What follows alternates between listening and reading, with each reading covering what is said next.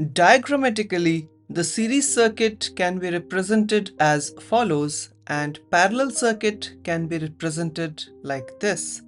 So the basic difference between a series and a parallel circuit is that in case of a series circuit, the same current flows through each of these appliances, and then only if the circuit is complete, then both the appliances work.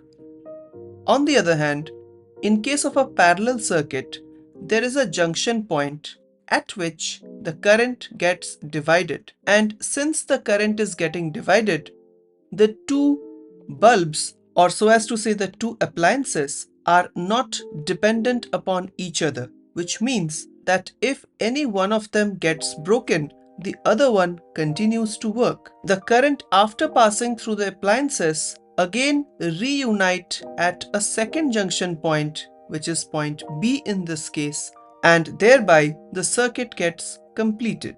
So this is the basic structural difference between the series and parallel circuit. Now moving on to the proper point-wise differences between the series and a parallel circuit. In series circuit, if one appliance gets damaged, then the entire circuit stops working. In case of parallel circuit, damage to an appliance does not impact the functionality of other appliances.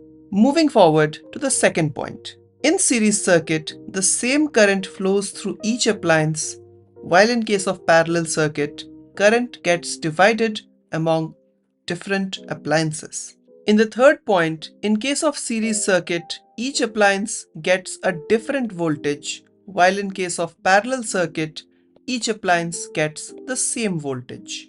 And finally, each appliance cannot have individual switches in case of series circuit, while each appliance can have their own individual switches when we are dealing with parallel circuit.